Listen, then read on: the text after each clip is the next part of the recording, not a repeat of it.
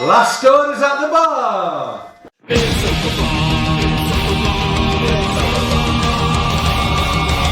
A night in with Mauler and the drinker, getting trashed with the web stream dinkers. A cheap night cause I'm feeling kinda thrifty, got a 10-pack of beers and a bottle of whiskey. Hop off the cork, have a glass of wine, I'll sail safe, I'll be fine. Trouble walking in a straight line before the Pinot Noir. It's open bar with our hosts, Mauler and the critical drinker.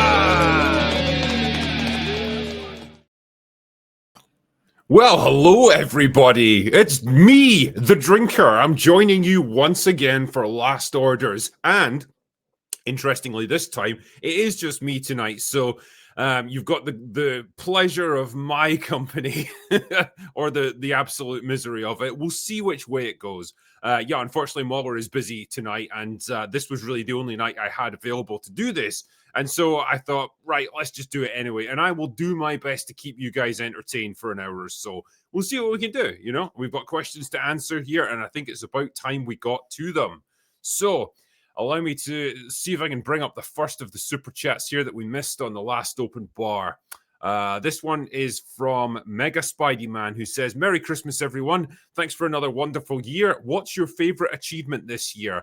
And also favorite Christmas Carol ghost and why? Well, that one's easy. My favorite one is the Ghost of Christmas Present because he's a big jolly chap who loves his food and drink. I mean, you know, it's a man after my own heart. What can I say? So yeah, he's definitely my favorite. Whenever I think of him now, or any of the ghosts from A Christmas Carol, it's always going to be from the Muppets Christmas Carol. So he's like just this gigantic Muppet, like blundering about. Love that guy.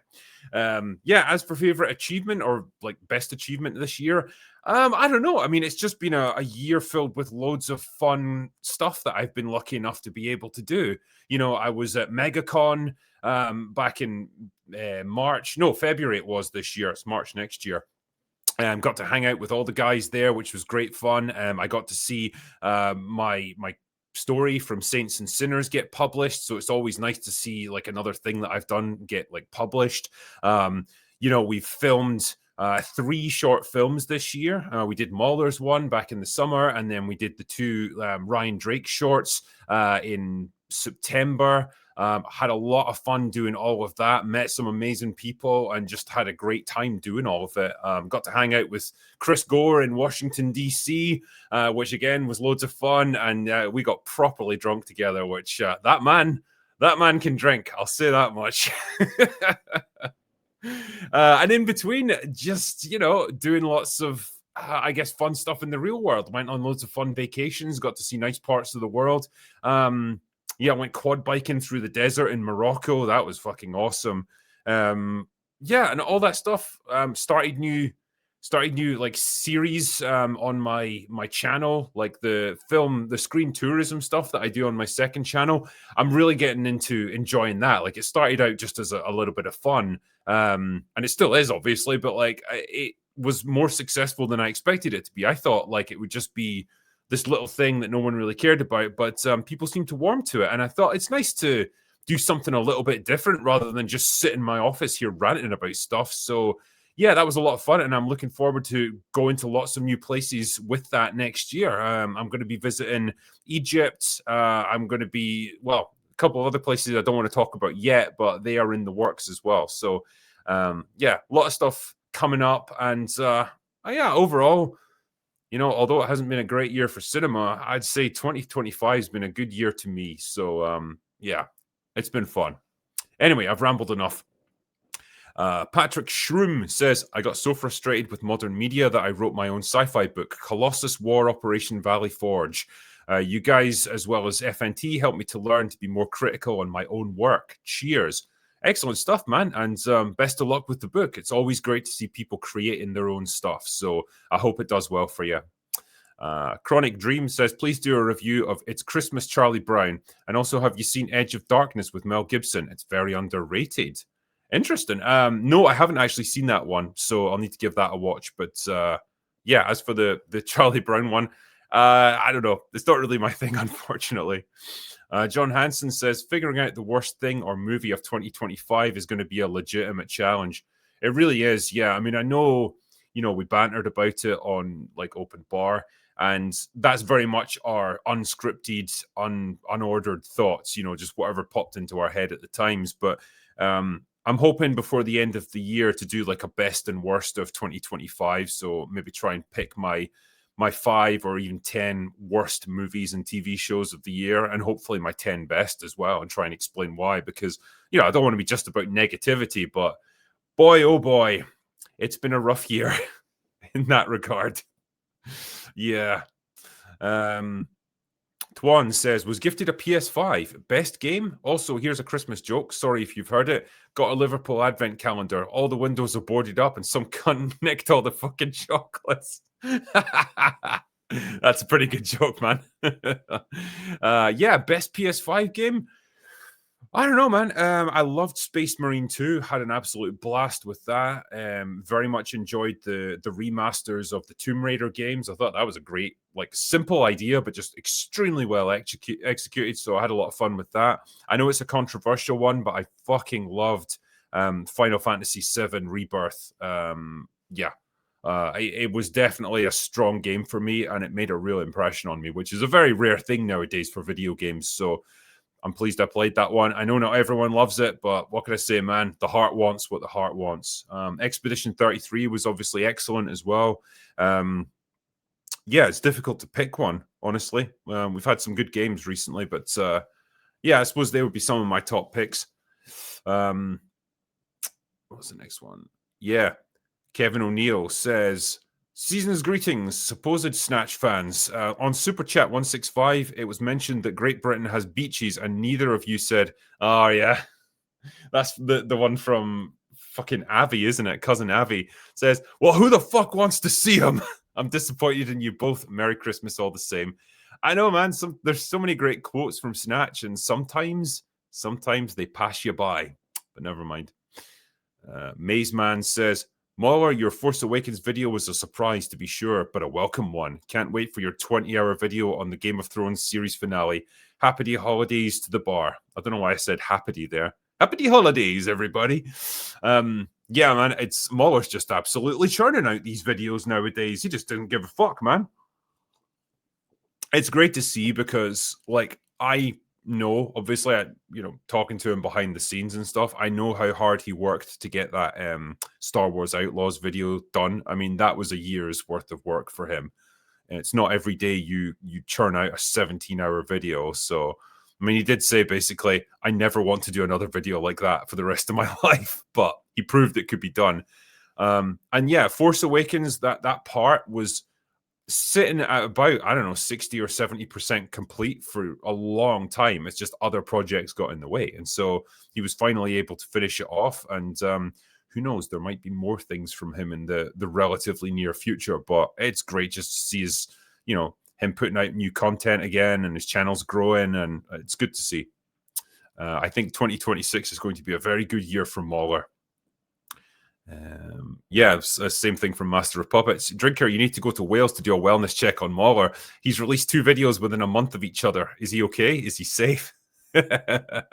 He's very okay. And there's a few other videos he has which are at a similar state that Force Awakens was, where it's kind of mostly done, and he just has to devote that extra month or two to get it finished. And there might be more coming. I know some of the things he's got ready, and I think people are going to like them.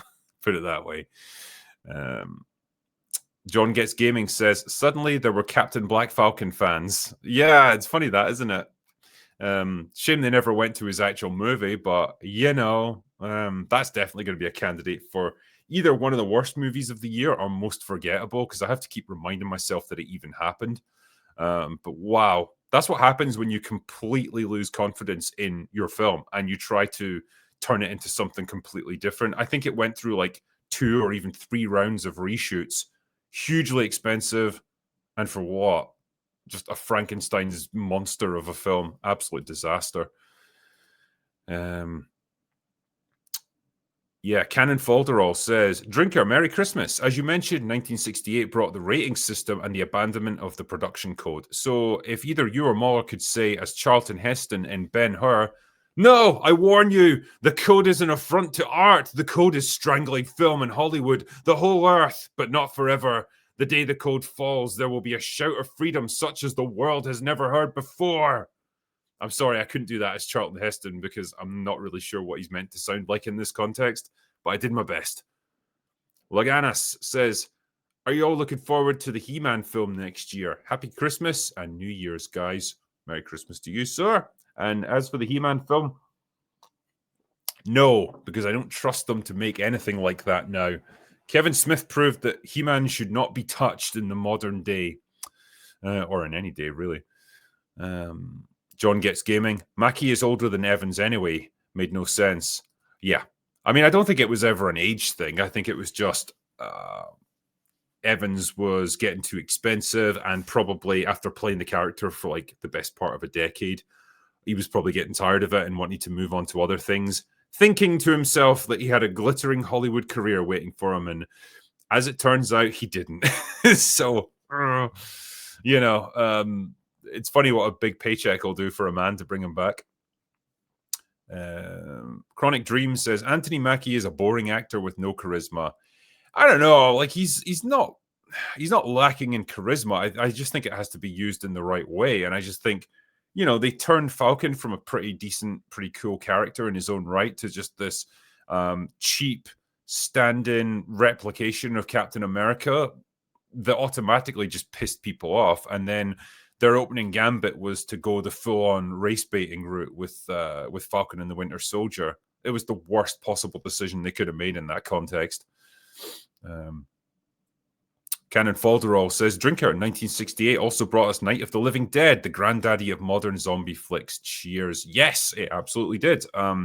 Superb, fun movie. Yeah, it's weird that it's in black and white, actually, for that era, but I think it works well. It's got like a Hammer horror feel to it or something. And yeah, obviously, it was Romero's first zombie flick. He would do many more. Obviously, Dawn of the Dead was pretty much his peak as the zombie meister. But yeah, it really did kick off the modern era of zombie movies, or at least the interim period, because then we got the fast zombies like we had in 28 Days Later. That completely revolutionized that genre and made zombies scary again, really. Yeah, what's this? Anna Nielsen says The Two Towers was released 23 years ago today, by the way. God, I feel old. I remember going to the cinema and seeing that, man. I still remember it. And it, to borrow the cliche, it feels like only yesterday. But that's the impression that the film made on me, man. Like seeing that in the cinema and actually hearing people react to it, because they did, which is a rare thing in Britain. What an experience. I'm just glad I was old enough to have seen it and experienced it when it first came out of the cinema. Obviously, we then got like the extended cuts, which is a better experience overall. But man, nothing can quite rival the impact of that first theatrical showing. Eat Man says,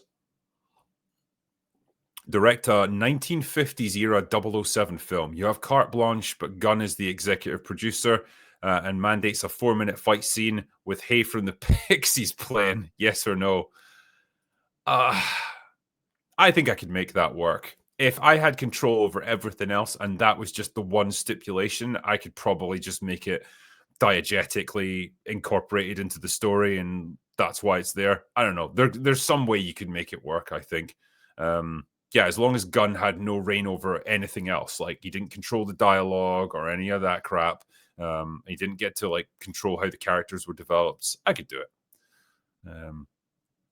Guy Rye says, friend and I came from watching Dust Bunny. We thought it would be a dumb romp, went for Mickelson. It turned out to be one of the highlights of the year. A nice tale about a girl who hires a hitman to kill the monster under her bed.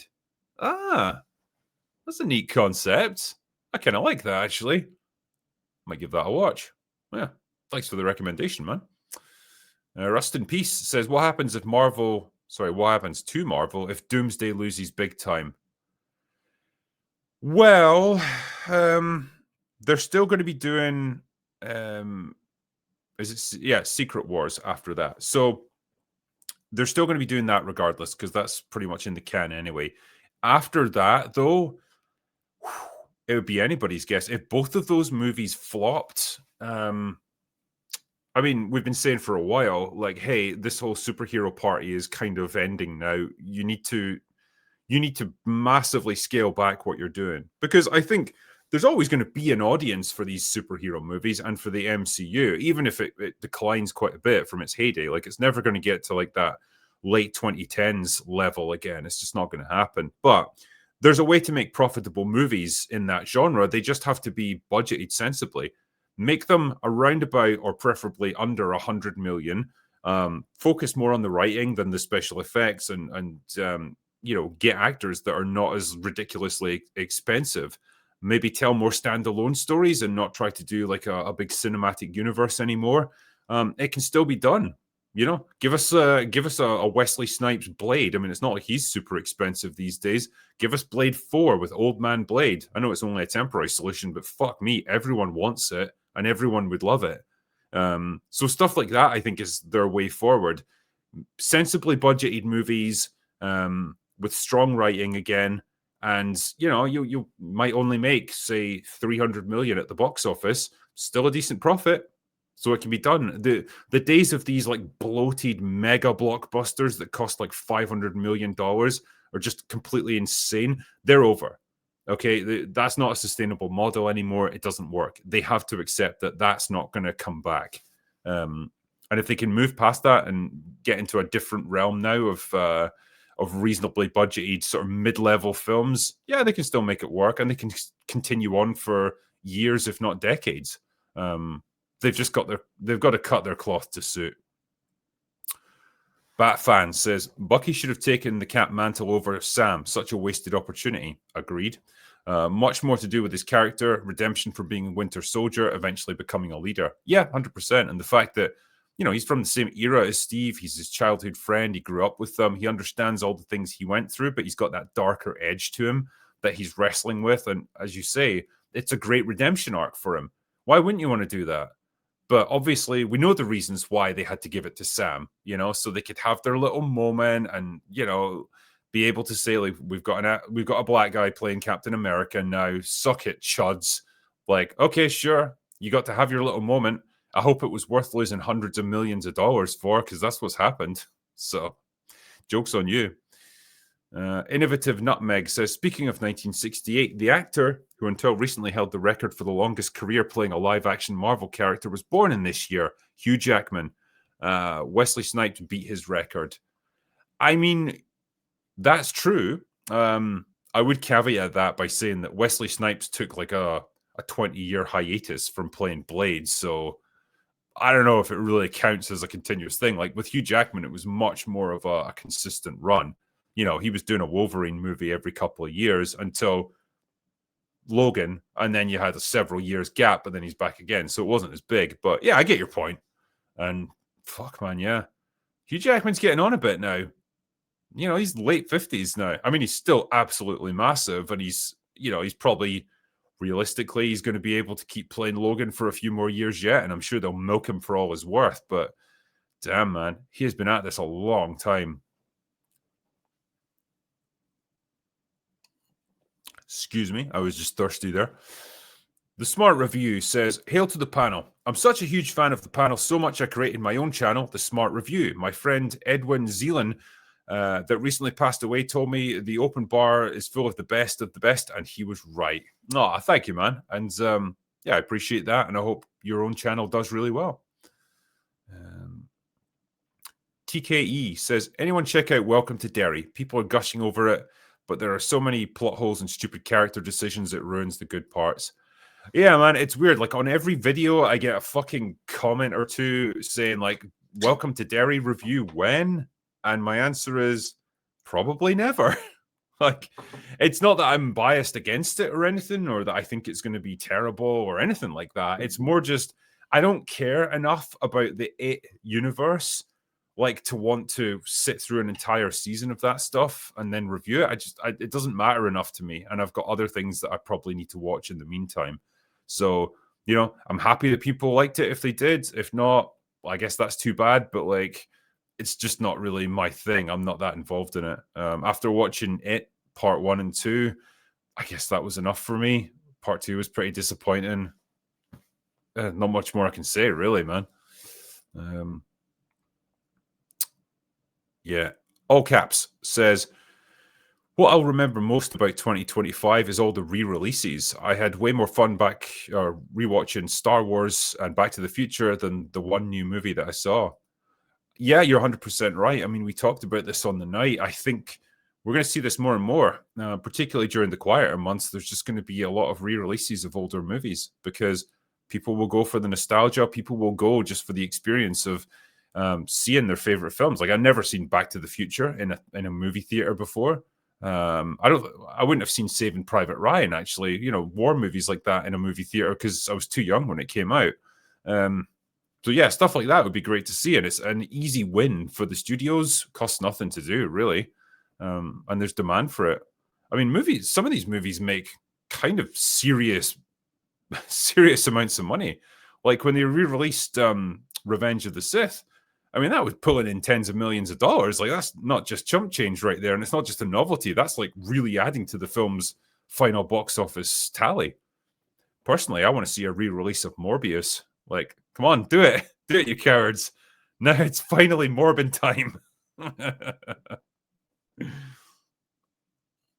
Ragtag Muscle says, mentioning Bullet, what's your all's favorite movie car of all time? Mine is the Trans Am from Smokey and the Bandit. Merry Christmas. Oh, tough one.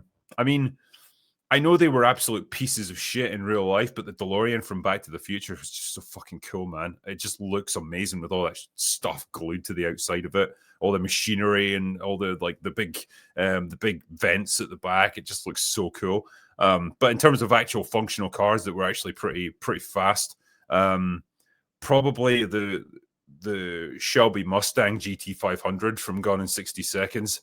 Like, that thing is an absolute powerhouse. It looks gorgeous. It might be one of the nicest sports cars ever made.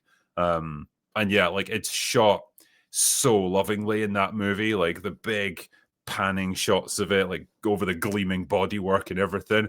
Damn, I'm not gonna lie, I had a semi seeing that for the first time. So that might be my favorite movie car ever.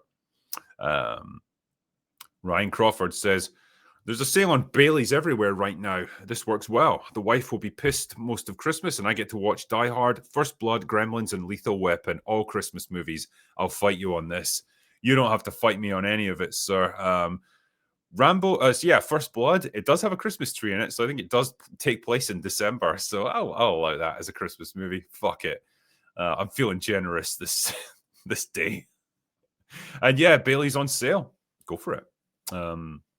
It's not the sort of thing I drink a lot of, but, you know, the odd glass here and there, it's quite nice. I actually got into eggnog for the first time. I think I mentioned this on Open Bar.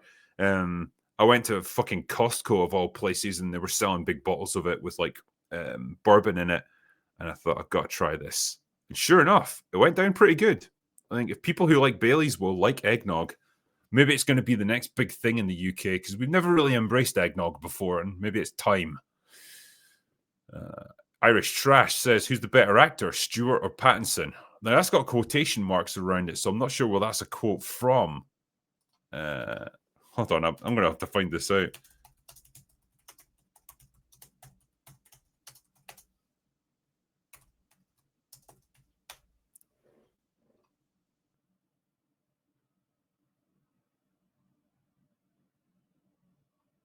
All right, is it just a general? Oh, right, is it just a general observation about my video of Kristen Stewart?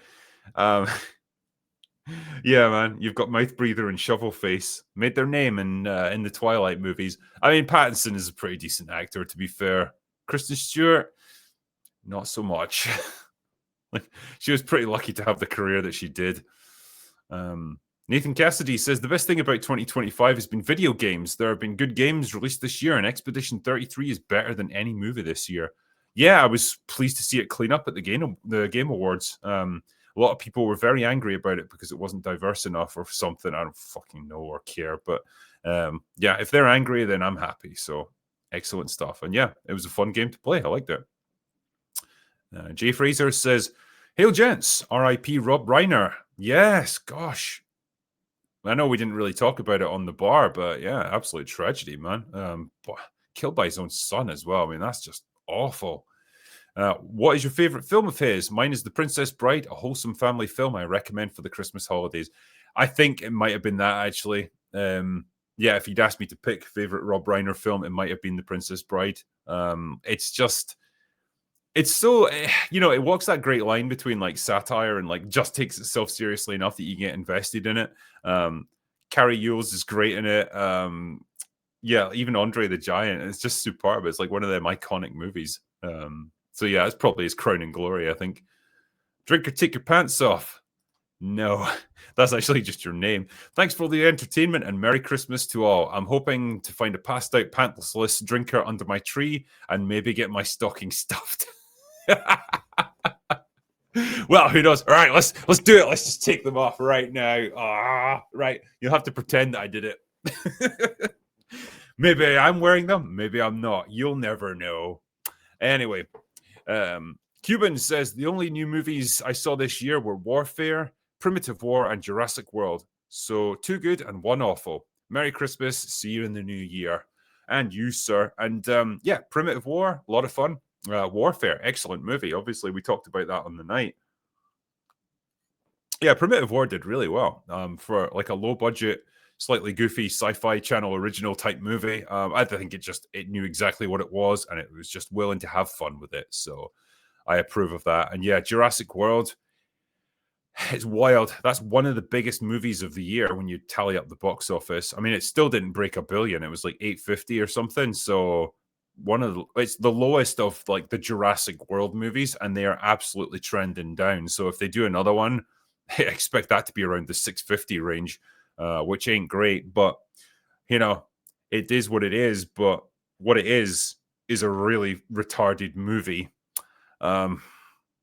I was just sat in the cinema watching it and just thinking, I can't believe they fucking did this. I can't believe that human beings wrote this and thought it would be okay. I don't need it to be fucking a Christopher Nolan movie in terms of complexity and consistency and stuff. I just need it to make sense. I need the characters to not be complete idiots. That is not too much to ask, but apparently it was in this case. Calamantas says, "You don't deserve Tom Cruise." Yeah, but I want him. Hey, Tom Cruise is great fun. I hope he never quits because, man, that guy just keeps on trucking. Korea says, "Demon Slayer, Weapons, Frankenstein, bring her back." Yeah, all good films. Rossi says, "Holy F, the most beautiful woman ever is on." That was our Vex. Yeah, great to have her on. Lazarus says, "Sisu, Road to Revenge, just an angry man doing angry man shit." Yep. Top movie for me of 2025. Won't win any awards, just a fun movie. I mean, pretty much, yeah. I knew exactly what it was, understood the assignment, and just got on with it. Sometimes that's all you need, especially from an action flick, man. I just want to have fun with it.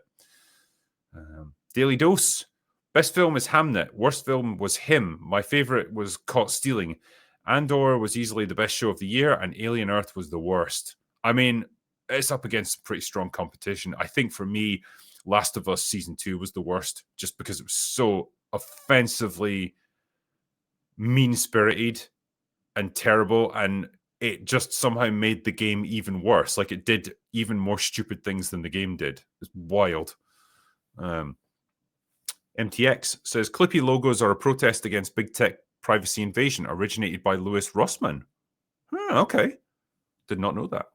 Mad Ghost says, "Warfare was my favorite of the year, though I wasn't able to see many films due to some training I had to do over the summer." That's fair. But yeah, Warfare was a good one. And, I was happy to support it because it was made by guys who were actually, involved in that conflict and were involved in that particular operation. And it just felt like a really heartfelt attempt for them to tell the story right and do it justice. And I think they absolutely did. They produced one of the best war movies of recent years. So good on them. Jack Bauer says, Drinker, you mentioned the Stranger Things finale could be the last TV event, but what about The Boys last season? No. I don't think so, man. Who even fucking watches The Boys anymore? Genuine question, actually. Like, I'm going to be checking the comments on this video, and I hope to see a few responses to this particular question. Do any of you even watch The Boys anymore? No one fucking talks about it. There's no speculation, nothing. Like, it's just like the show has just died. I mean, presumably some people do, but I just don't know what they get out of it. Thunderbow says, have you guys seen It? Welcome to Derry. Thoughts? Yeah, as I was saying earlier, I'm probably not going to watch it or review it. I just don't care enough about Welcome to Derry to even bother with it. If people liked it, great. I'm happy for them. It's just not really my cup of tea. Daily Dose. Wolfman 2025 made 20 million on a 25 million budget, FYI. Well, that's not very good, is it? Yeah. Did not do well. Daz Omega says, Critical Drinker, Merry Christmas to you and your merry band. Thank you, sir. I really liked your recent video on Tomb Raider games. It was so on point about why the original was so good. Thanks for the great content. Keep it coming. Thank you, my friend. And yeah, I'm always happy to talk about Lara Croft for obvious reasons. But no, I don't know. I feel like I've made a similar video to that before, but it's like a point that bears repeating because, man, I just want the developers of these games to understand what made Lara Croft so popular and iconic, and it wasn't turning her into a generic action hero who's got daddy issues and having her murder a bunch of people. It was having her be an adventurer, someone who actually just does this shit for the love of the game and gets involved in crazy stuff along the way, but ultimately chooses to get involved in these adventures because she's a brave, fearless adventurer who just like loves the thrill of it. That's what we as fans love about Lara Croft. And the fact that she's really hot doesn't hurt either, What can I say? I'm a guy, I'm only human. Yeah, Aaron Charman says, Merry Christmas, Drinker. Merry Christmas to you, sir. One of my favorite movies this year was about a sweary Scottish bloke. I swear. I laughed, I cried, it was great. I'm glad you reminded me of that, actually, because I kept meaning to watch it, and I'm pretty sure I ended up going away on holiday or something when I was meaning to do it and then kind of missed the boat on it. But I am going to watch it because, yeah, it's the story of a man with Tourette's who grew up back in the 70s or the 80s, back when it wasn't particularly well understood, and he was just treated as like a problem child and, shunted from like school to school. Not realizing like he actually had a serious problem that he was grappling with. And so it's his story about like trying to find, a bit of understanding about his condition and becoming like an advocate for other people who had it. And so, yeah, it sounds like a slightly goofy premise, but like it's a true story. And, apparently it's really well acted. It's really quite an interesting, an interesting movie. So keep meaning to watch it and I will.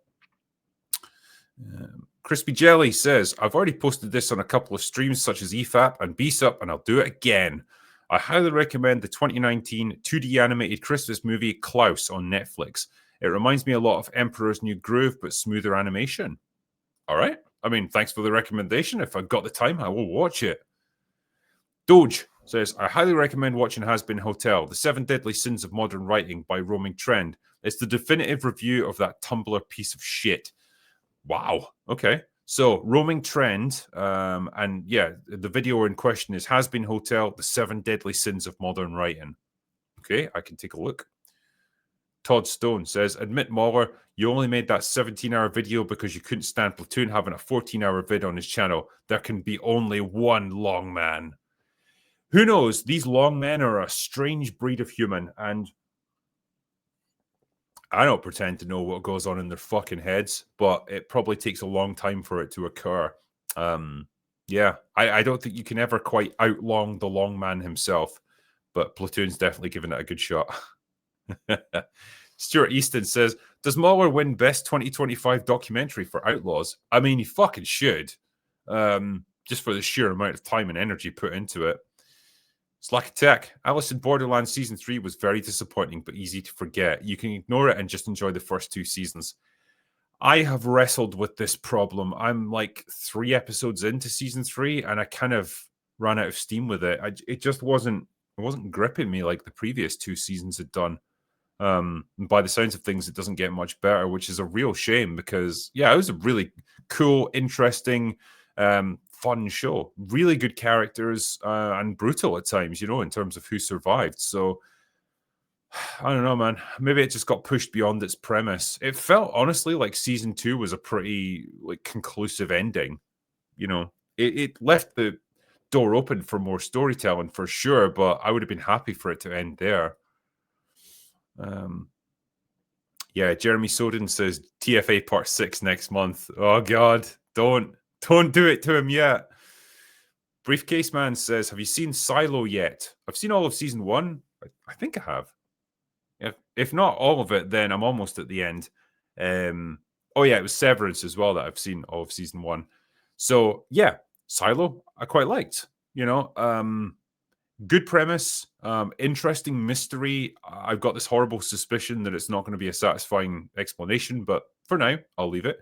Production design is all really good. You can tell they pumped a lot of money into it. And yeah, I like this. I like these ideas of like these closed societies that just develop along completely different lines. Like they've been shut off from the outside world, and so they don't obey any of the rules that we would understand. So it's intriguing stuff. Not sure I love Rebecca Ferguson as a lead.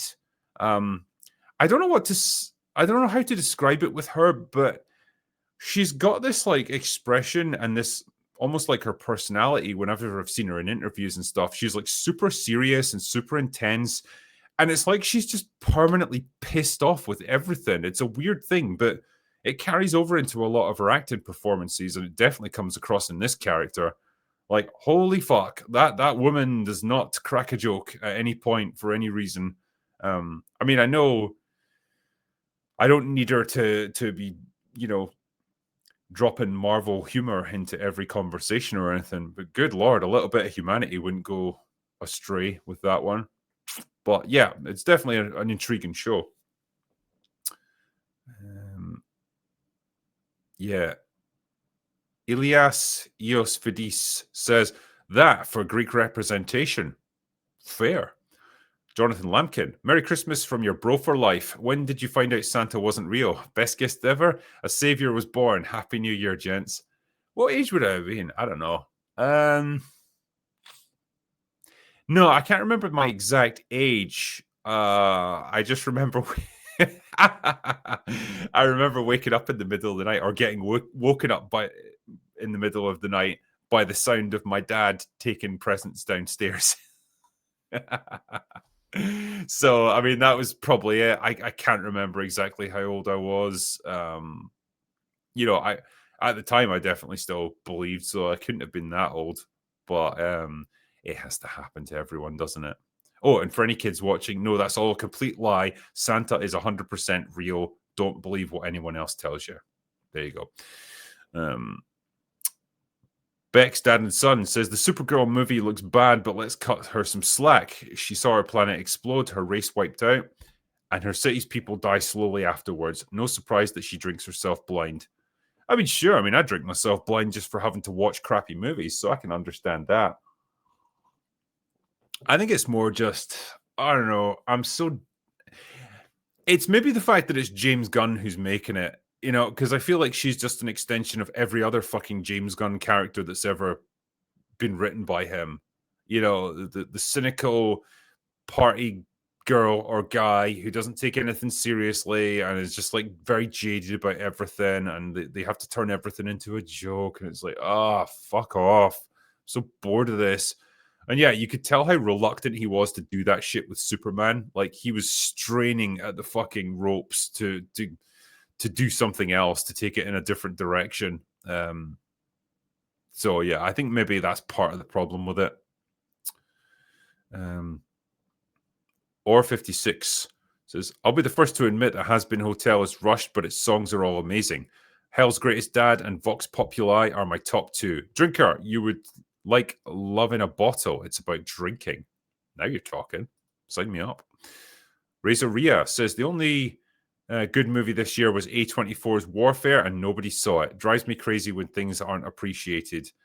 I mean, I know I think maybe it came out at a bad time of year, and it didn't have any real stars attached to it, and I don't think the publicity for it was particularly good either. I don't remember seeing any advertisements for it anywhere, so that definitely didn't help.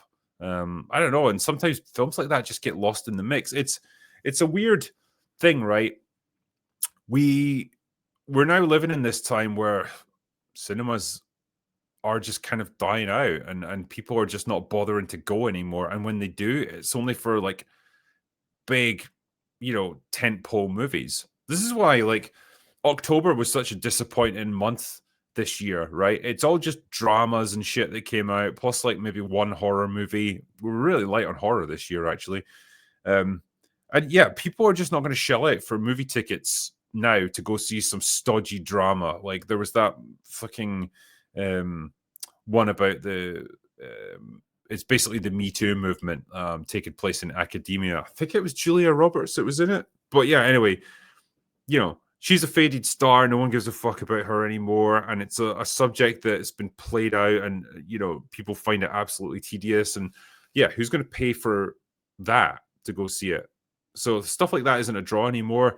And, maybe Warfare kind of fell into that category of just stuff that nobody knew about. And it wasn't enough to get people motivated to go see it. I don't know, but it'll probably have a better life on like streaming and so on. Maybe it'll get more views that way. The Book of Grudges says, all the smaller channels like the Birdman that are so sure you're running scared after all their takedown videos are hilarious, especially since you probably don't even know they exist. Yeah, I think I remember reading that out on the night. Yeah, it's funny. I don't know what to say, man. Maybe other people, or maybe I'm doing something wrong, but like, I just never even watch videos like that. I never pay any attention to channels like that. Because why would I? Like, if I did watch it, I would be like, probably annoyed, like, oh yeah, you misrepresented me there, or you misunderstood this, or whatever, or you're just, you're grifting for clicks, whatever. Let them get on with it. I sleep very soundly at night, put it that way, just by not giving a shit. I think that's something we can all practice in life, the ability to not give a shit about stuff that doesn't matter. And that's, for me, that's definitely stuff that does not matter. Ender Blaze says, Drinker, imagine a movie directed by J.J. Abrams, written by Taika Waititi, and produced by Michael Bay, starring Kristen Stewart, Rachel Zegler, and Pedro Pascal. I mean, to be honest, right? Being just directed by J.J. Abrams, I don't think that would be the kiss of death. Like, he's a shitty writer, but I think he can direct movies to a reasonable standard. Like, I don't look at his movies and go, oh, they're fucking visually awful or anything. So he wouldn't sink it. Taika Waititi writing it absolutely would, though.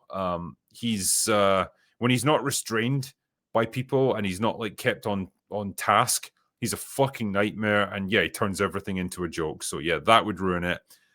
Produced by Michael Bay, I'd be fine with that. Fucking hell, I could do with more Michael Bay movies in my life, actually. I miss that guy. Starring Kristen Stewart, yeah, it's not great. Rachel Zegler, that's pretty bad, and Pedro Pascal, yeah, the actors would probably sink it for me. Lazarus says, I wish to recommend the best documentary of 2025. 50 Cent's Sean Combs, The Reckoning. I wish to have that level of pettiness in my life. I don't know what it's referring to, but I feel like I have to watch it now. D. Roy says, Open Bar 2026 special episode with guest host Chris Stuckman and Movie Bob coming to a stream near you. Imagine the fun we could have. And the thing is, right, I would happily talk to Chris Stuckman, bring him on and, get his perspectives on movie criticism and even his experiences of making Shelby Oaks and how happy he is with how it all turned out. I just wouldn't want to talk to someone like Movie Bob. From what I've seen in like EFAP's coverage of him and stuff, he just seems like an absolute monster. And I wouldn't want to even associate with someone like that. So yeah, One would be fine. Both, nah, not so much. Clippy says, have you considered talking about Time Splitters Rewind on your gaming channel? I think it's a great fan-made proof of concept for what a great trilogy remaster could be. The Time Splitters trilogy was worth doing reviews for also. Yeah, I mean, I kind of agree. Like, the first two games were not amazing, like, because they were very light on story, but Future Perfect, the third one, fixed that. Like, they had a really fun central campaign, like outside of like the multiplayer stuff and all that, but like the actual campaign mode was great because they really did make use of time travel as a plot device in that, and did some interesting things with it. And you know, by the end you end up looping back to like help your past self with the very first level of the game when you were like about to get killed and someone miraculously saved you, and it was yourself, as it turns out. It's good stuff, and it was got a great sense of humor. Some of the dialogue is superb. The characters are really fun. Yeah, I like Time Splitters 3 a lot, and like if a game deserves a remaster or a remake, I think they could do great things with that one. So yeah, I'd like to see that. Jeremy Soden says, my assumption with the Benoit Blanc films is that they're supposed to be farces, not serious whodunits, but EFAC didn't talk about that. Are we supposed to take them seriously? Saw the first and was bored.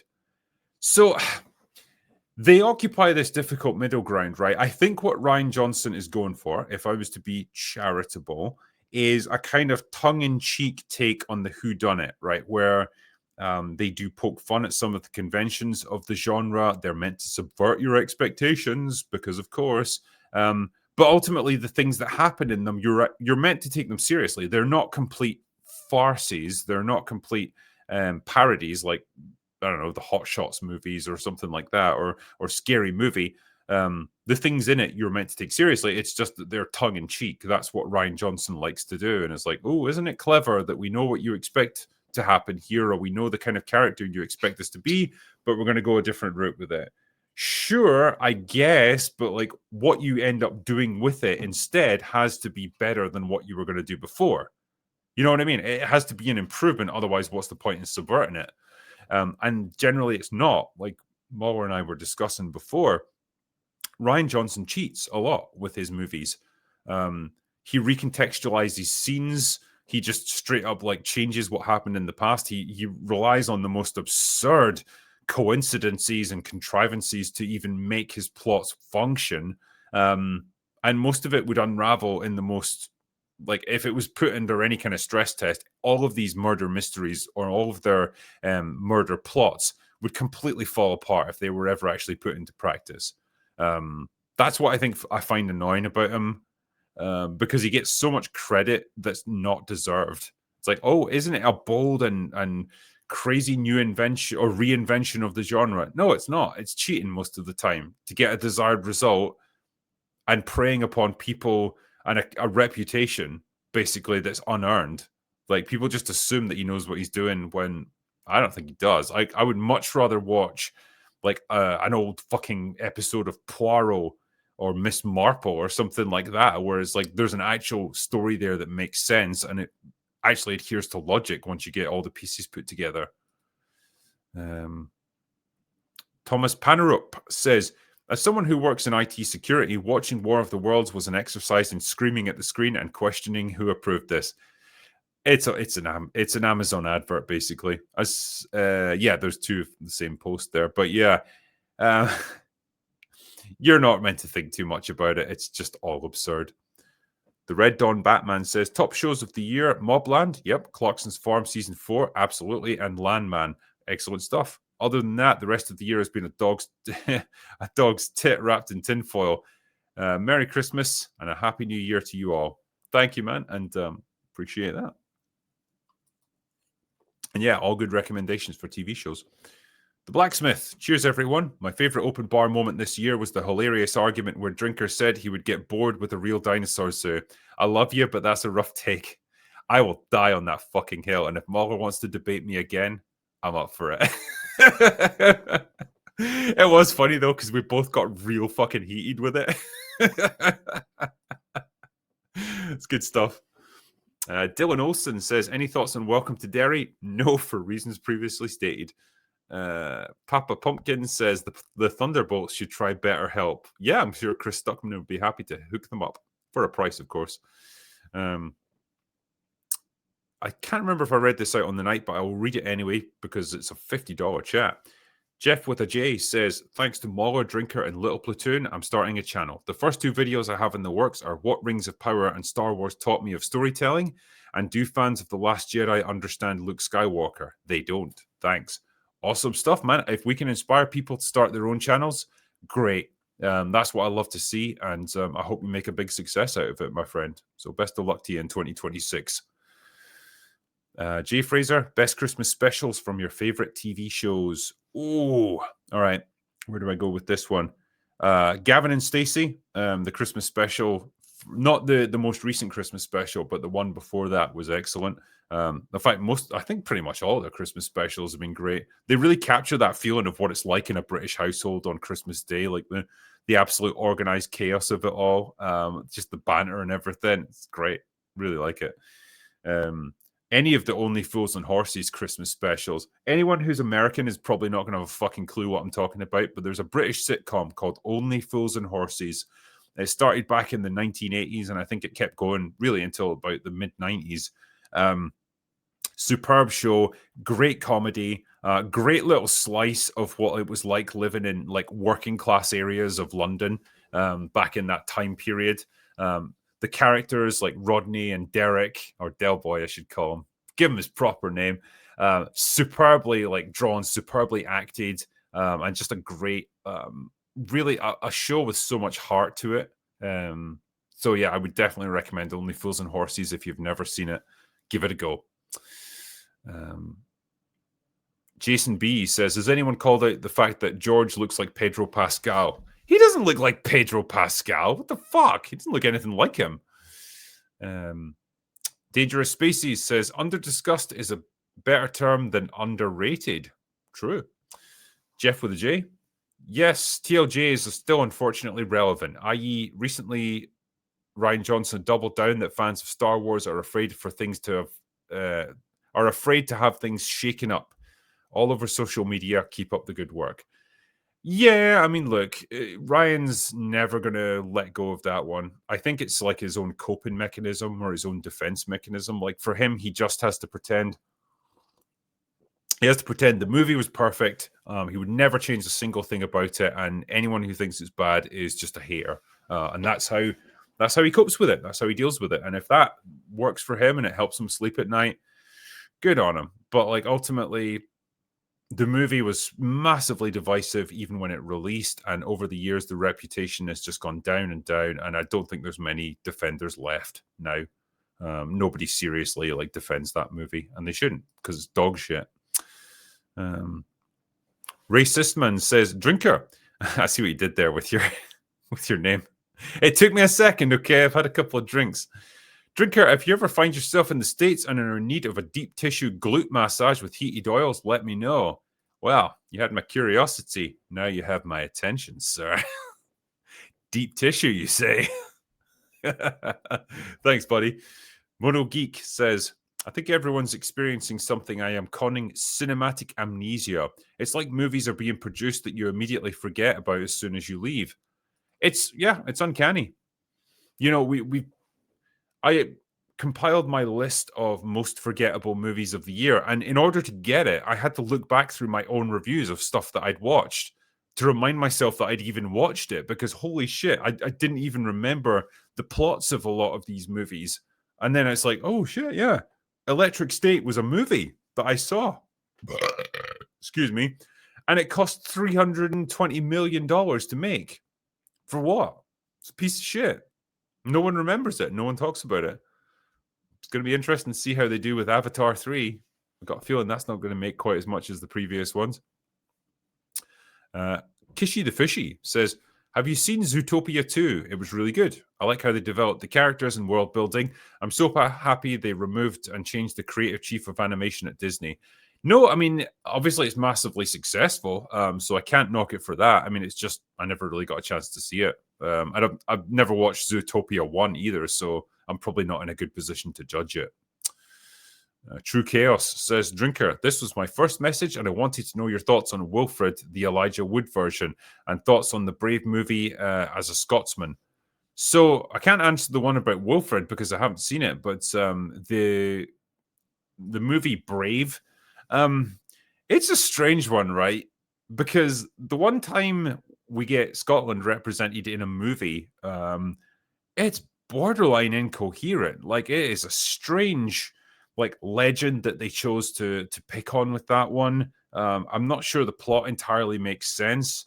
I mean, I think Merida as a protagonist is fine. Like, she seemed likable enough. She's your typical Disney princess who like dreams of adventure and stuff and doesn't just want to be tied down to a boring life. Obviously, we were getting more towards the modern era of Disney. So there's a kind of anti-marriage, pro-feminist message to it all, but it's not too mean-spirited.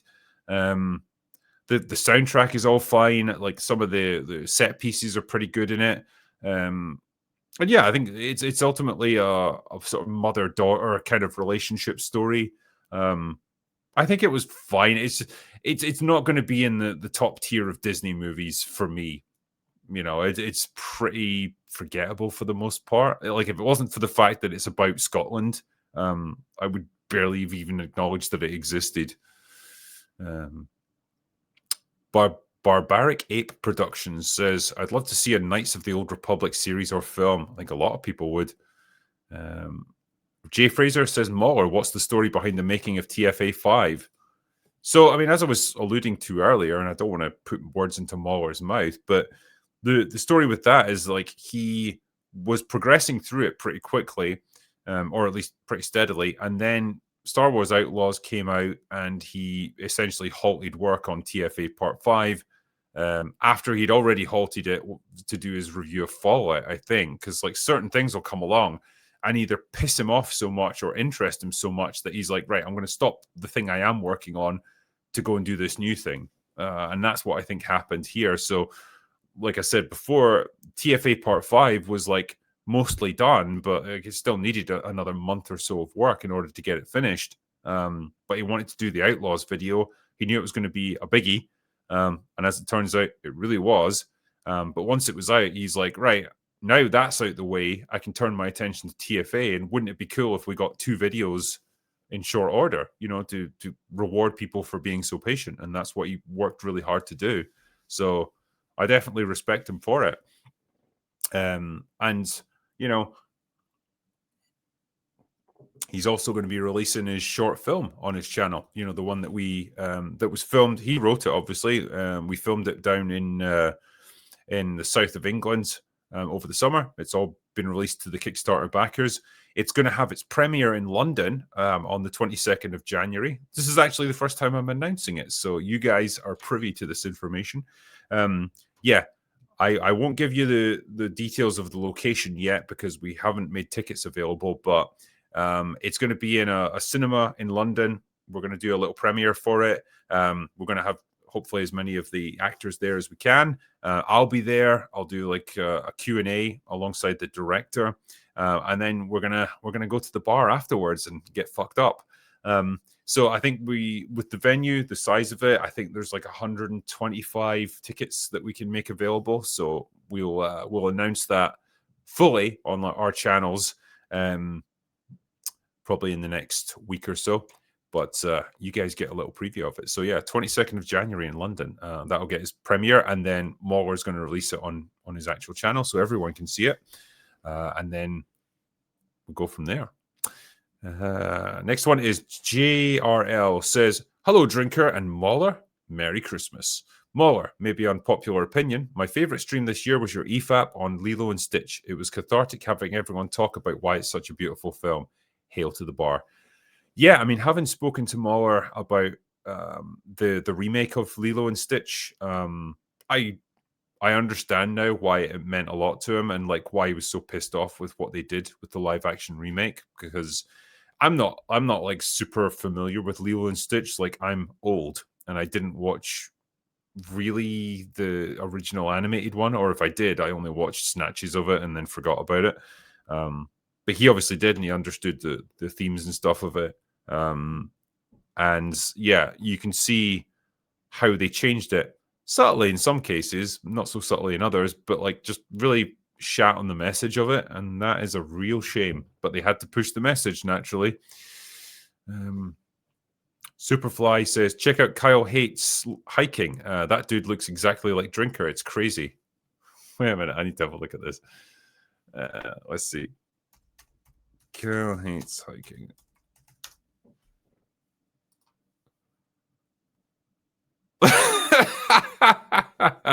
I mean, nah, he's better looking than me. Fuck it. Nah. He is he's both younger and better looking than I am, but I'm glad you think we look similar. Ender Blaze says, kiss, marry, or kill. Stewart, Larson, or Ziegler. Shit. You ask the tough questions in life, sir. Okay, kiss, marry, and kill.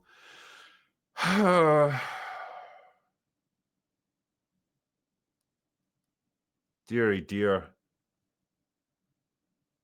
I'm actually really taking a moment to gaze into my own soul and discuss with myself what would be the worst and best way to spend the time that I have. You know, okay, so you marry them, you got to spend every day with them.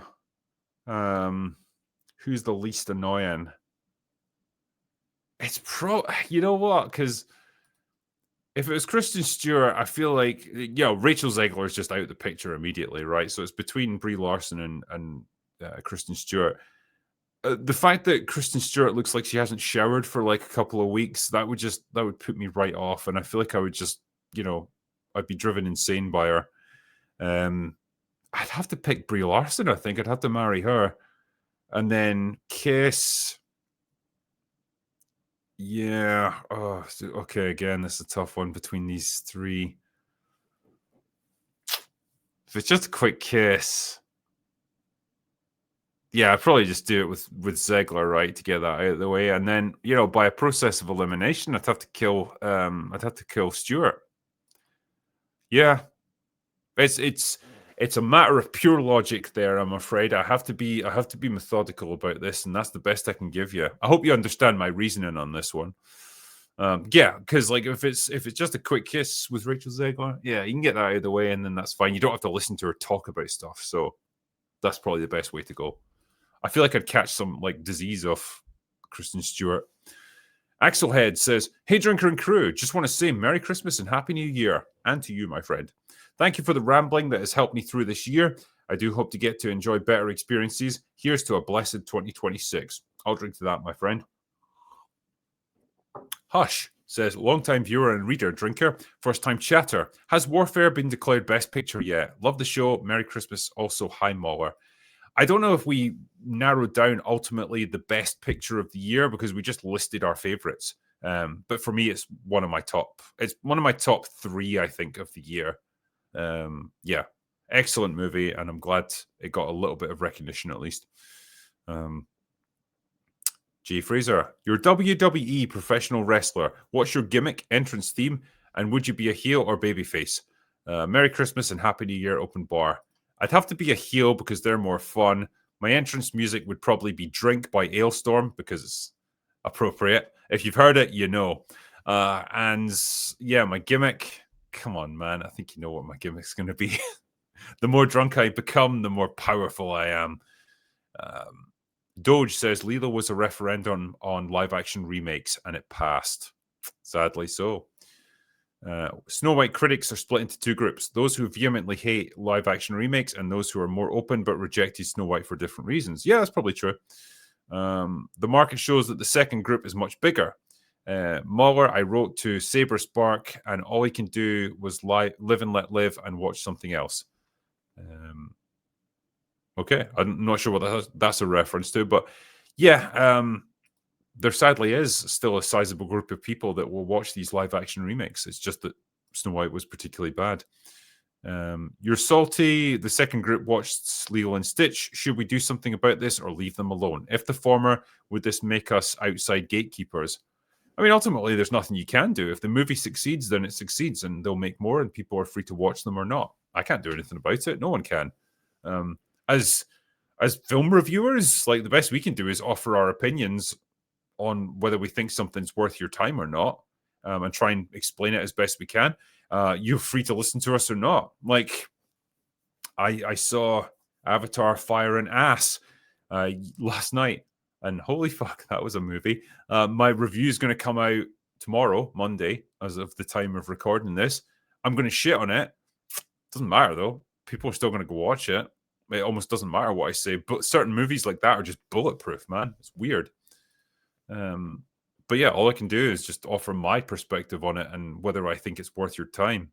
And believe me, that movie's going to take up a lot of your time. Barbaric 8 Productions, a Christmas movie about Kevin grown up from Home Alone, where the wet bandits seek revenge and try to kill him and his family. No, I want to see it flipped, right? Kevin becomes the maniacal burglar or something, and he's trying to take revenge on the wet bandits for like poisoning his view of the world and making him distrustful of adults. And they have to protect themselves and learn from all of their mistakes and like turn his own traps against him. Why not, eh? Why not? Chris Nicholson says, "A very Merry Christmas to Drinker, Mauler, and crew. Hope you all have a great holiday season and with your loved ones. Thanks for all the entertainment in 2025. Here's to another fun year." Thank you, my friend. Hope you have an excellent Christmas too. Kevin O'Neill, there's a 1 minute Kal-El no animation that will have you pissing yourself. Worth a share. I'll take a look, see if I can find it. Vimarain says, "I knew this would be a great episode. Merry Christmas and all the best in New Year to you all. Thank you for all the fun moments this year. You guys helped me preserve my remaining shreds of sanity. Ho, ho, ho. Well, we do our best, at the cost of our own sanity sometimes, but we do try." Marksman says, "Will Drinker watch Space King indie YouTube show?" I can take a look. If it's good, I'll try it. Kevin O'Neill, "The channel for the Kal-El no animation I mentioned is the Russell Ray's show." Right, I'm going to bring it up here so I can watch it after this. Right.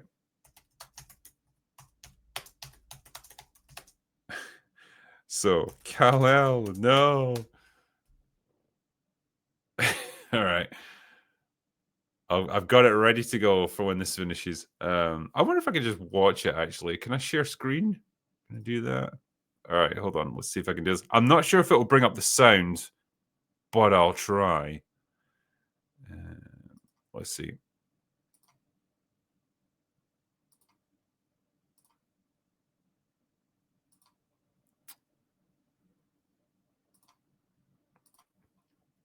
Okay, I'm going to do it. There we go. Let's try.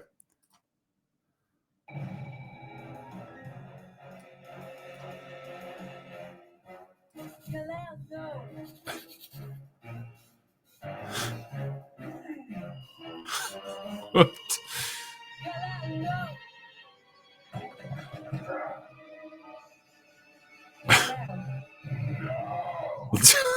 What?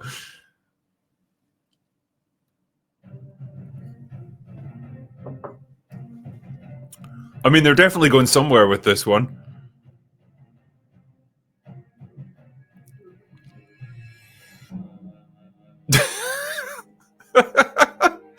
Why?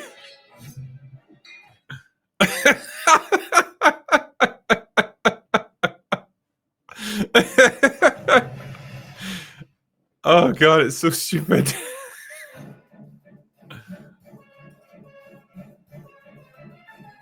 Oh jeez. Okay. Well, I've now experienced Kal-El no. All right. Let's see. Jesus says, "Hi, Drinker and Muller. This is Jesus from Orlando, Florida. Hope to see you guys in Orlando MegaCon. You probably will see me. Yeah, I think I'm going. Drinking whiskey and smoking a cigar, watching open bar. Hope they don't ruin my favorite hero, Thor, in Doomsday." I mean, I wouldn't hold out too much hope, but yeah, enjoy the whiskey and the cigar, man. That's a pretty classy way of doing it. And Obi-Wan Can Blow Me, what a great name, says, "Idea for a new intro. Pick a year to start from pick a year to start from and each highlight a film. could be an underrated film that needs more eyes, a favorite, or some facts. Yeah, we could do that. I need to get everyone from the bar to pick one, I suppose. But that's not a bad idea, actually, because it saves me just boring you all to death with pointless facts.